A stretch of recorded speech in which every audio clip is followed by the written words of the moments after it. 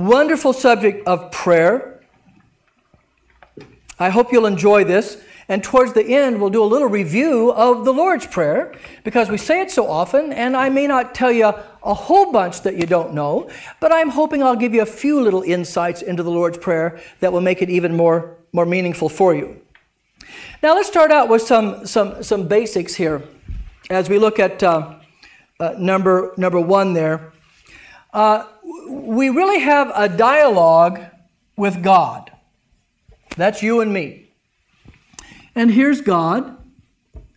And what I've tried to tell you over several times, how does God communicate to us? How does God come to us? And I've tried to tell you about the pipes. Remember? The means of grace.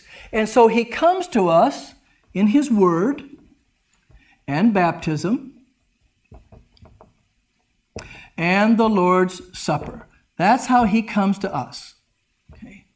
And then how do we come to God in prayer? Well, come to God. We say faith, that's true. But how do we talk to God?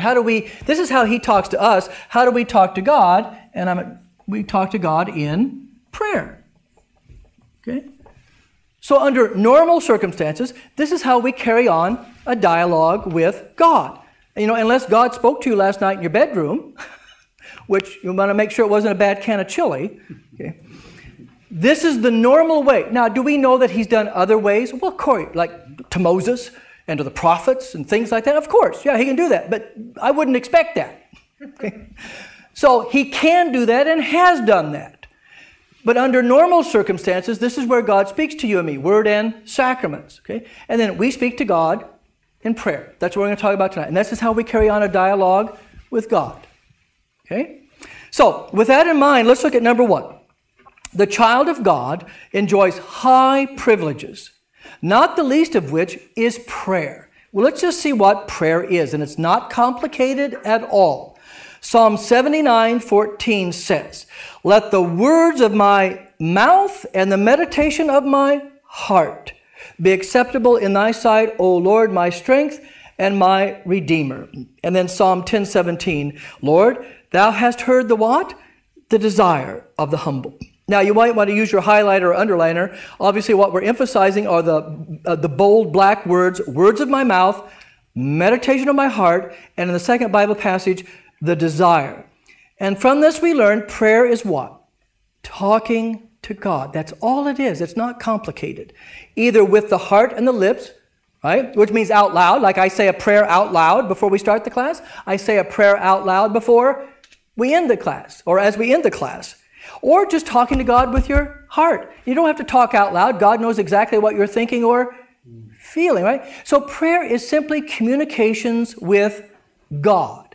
Now, God already knows what we're going to say, which shouldn't surprise you because you know God knows what? Everything. Exactly. So prayer isn't for God. Prayer is for us to exercise our faith. Jot down two passages, and we'll look them up real quick, that God already knows what you're going to pray for. And I know somebody said, well, then why should I pray? Because He wants you to, as I'm going to show you.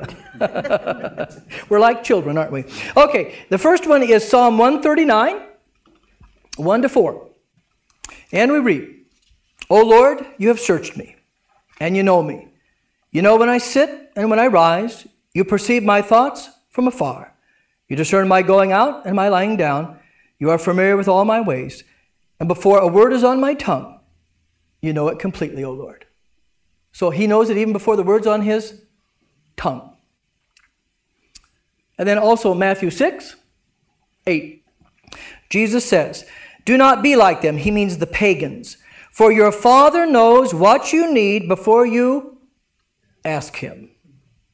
So now none of this should be a surprise to you because we talked about the qualities or traits of God earlier, lesson 2, and you know God knows all things. So this shouldn't surprise you that He knows what you're going to pray before you even pray it.